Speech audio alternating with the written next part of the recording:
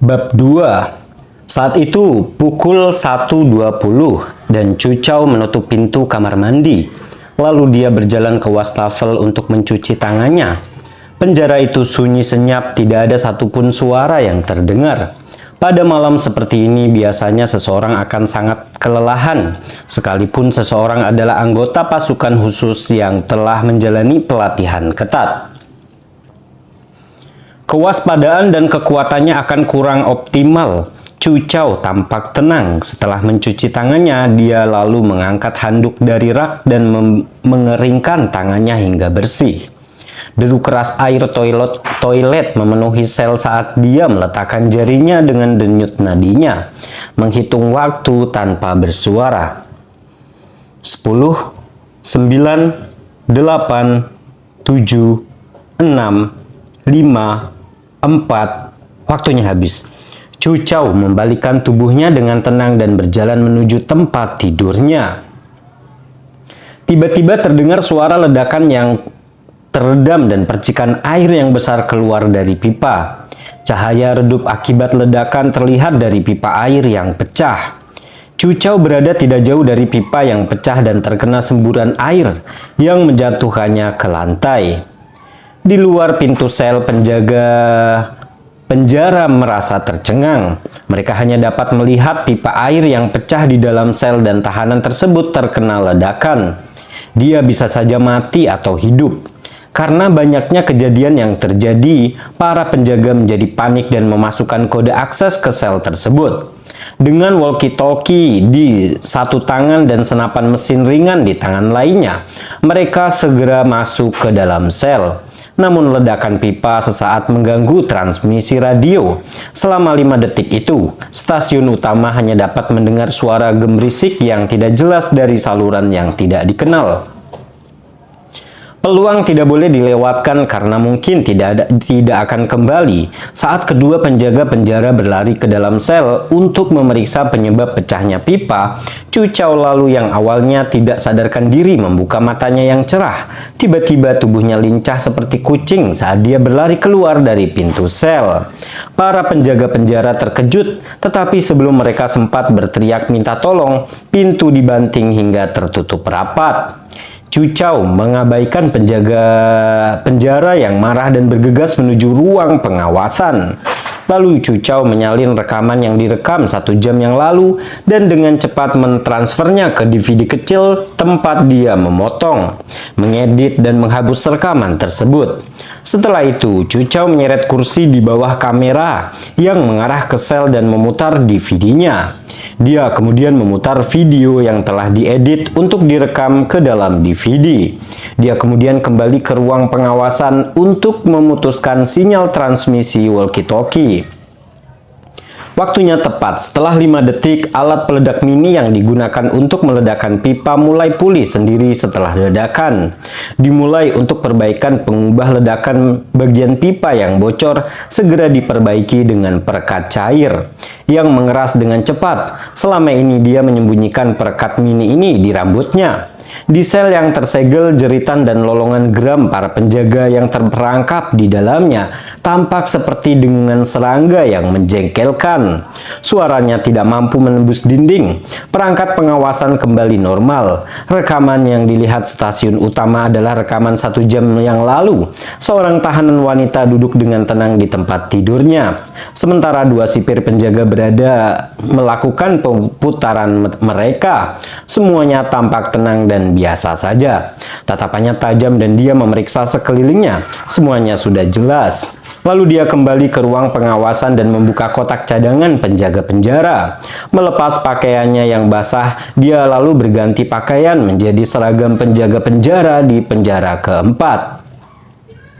Setelah memakai topinya, dia mengambil AK-74U dan memasangkannya dengan peredam. Menempatkan pistol di pinggangnya, dia lalu berjalan keluar ruangan. Ketika kedua penjaga penjara memutuskan untuk membuka sel penjara, itu bukanlah keputusan yang tidak diperhitungkan dan gegabah. Penjara keempat berada tepat di sebelah ibu kota. Karena lokasi geografisnya yang rahasia dan terpencil, semua tahanan yang ditahan di sini adalah penjahat berulang yang sedang menunggu persidangan dari pengadilan militer senior negara tersebut. Dan pentingnya hal ini dapat disimpulkan, mekanisme pertahanan setiap sel penjara sangat sempurna. Setiap sel independen satu sama lain. Senjata yang diberikan kepada para penjaga adalah yang terbaik. Mereka diawasi dengan ketat. Dan penjaga dikerahkan dalam jumlah yang cukup. 3 petugas pasukan khusus dikerahkan untuk menjaga setiap sel, terbagi antara pintu sel dalam dan pintu sel luar. Mirip dengan sel tempat Cucau berada. Jika seseorang memiliki kode untuk pintu bagian dalam, dia dapat membukanya. Sedangkan untuk pintu luar, seseorang harus mendapatkan sidik jari orang terakhir yang mengunci pintunya. Hanya dengan begitu, kuncinya bisa dibuka. Ketiga penjaga tersebut dirotasi secara rutin. Saat itu ada 2 penjaga di dalam sel. Cucau memegang film berisi sidik jari penjaga yang telah dia siapkan sebelumnya dan memindainya di pemindai sidik jari. Tak lama kemudian, suara klik yang tajam terdengar. Dengan mengenakan seragam militer standar, di bawah tatapan tajam kedua penjaga, dia secara terbuka berjalan keluar dari gerbang utama penjara. Setelah melewati gerbang, ada koridor panjang di depannya. Dia sekarang berada di penjara bawah tanah tingkat 4. Untuk mencapai tujuannya, perjalanannya masih panjang. Rekaman pengawasan hanya bisa bertahan selama 1 jam, jadi dia harus bergerak cepat. Di penjara tingkat 4, semua tahanan adalah komandan militer tertinggi dan agen rahasia yang menunggu keputusan pengadilan militer negara. Para tahanan di tingkat 3 sebagian besar adalah penjahat yang dicari. Tingkat 1 terdiri dari tempat kerja keempat, petugas penjara. Adapun tingkat kedua, di sanalah diadakan resepsi untuk para tamu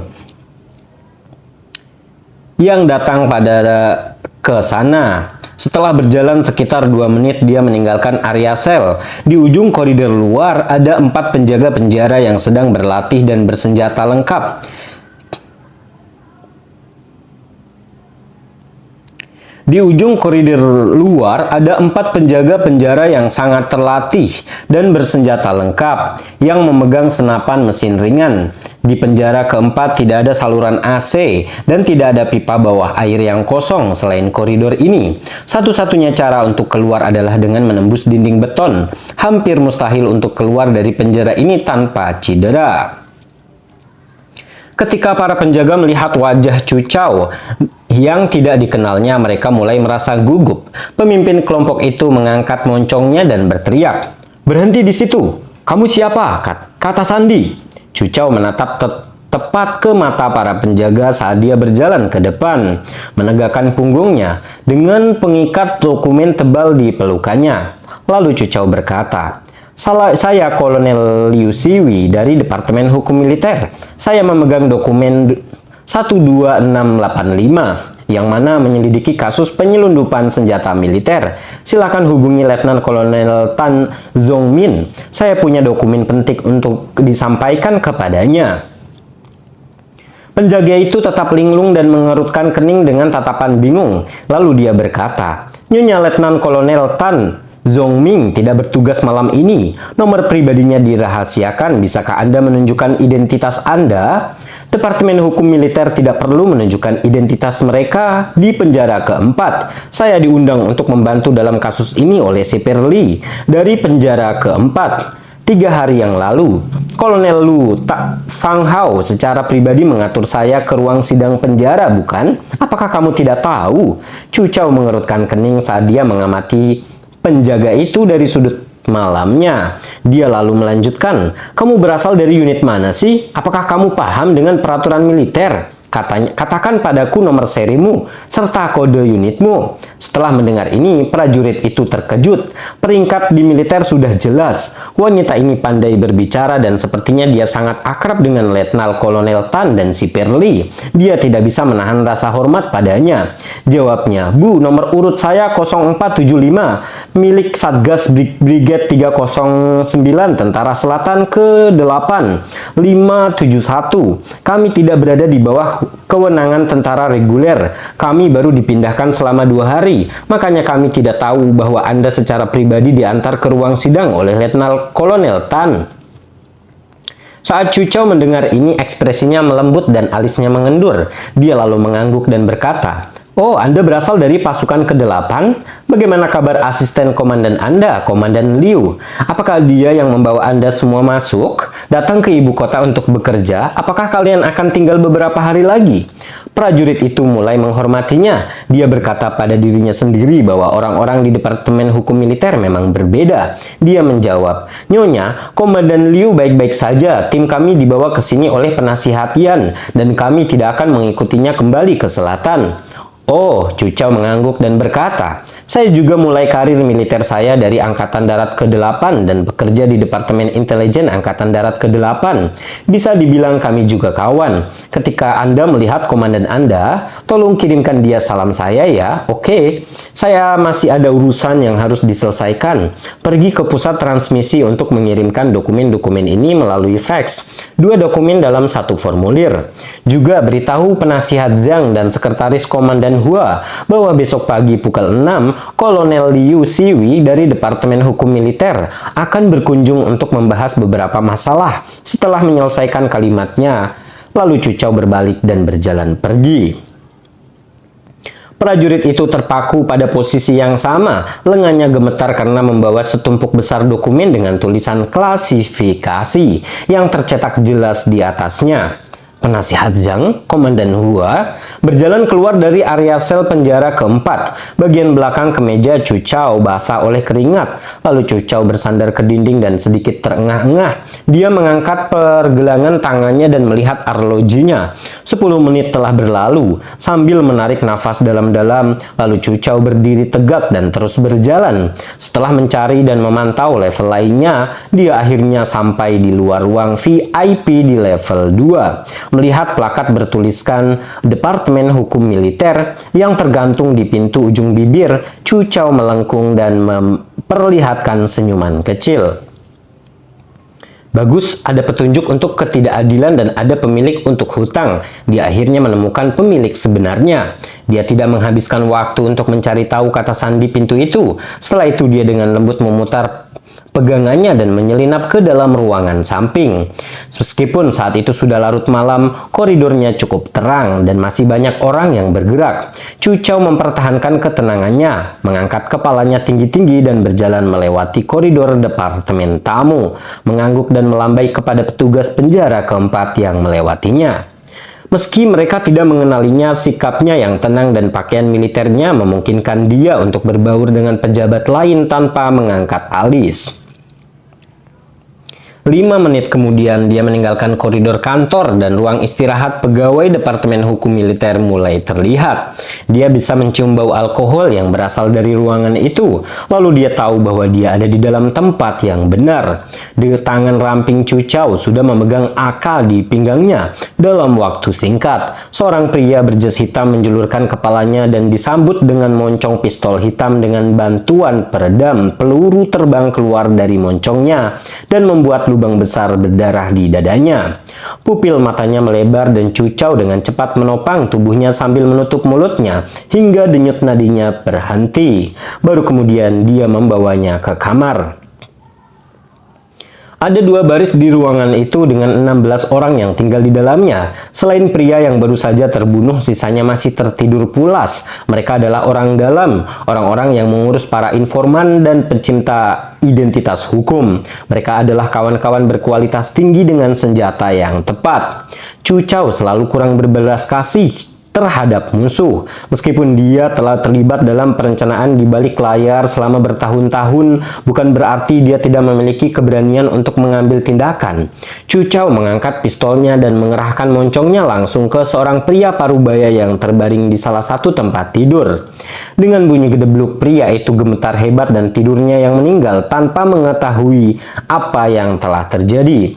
Tanpa jeda dia dengan cepat berjalan ke depan. Setelah 10 detik tidak ada seorang pun yang hidup. Membuka pintu ke dalam hanya ada 5 pria yang terbaring di tempat tidur. Tidur nyenyak seringkali membunuh jauh lebih mudah daripada makan atau mandi. Tidak ada keraguan, 5 peluru ditembakkan terus-menerus. Dengan bunyi gedebluk terdengar setiap saat, darah segar mengalir keluar dari luka disertai suara retakan kecil. Udara segera dipenuhi bau darah yang memuakan. Dari pria yang berbaring paling jauh di dalam ruangan, Chu Chao menemukan DVD kecil sambil mengobrak-abrik dompetnya. Berdiri di depan mayat-mayat yang berserakan di mana-mana, dia menyalakan perangkat dan mulai menonton video di dalamnya.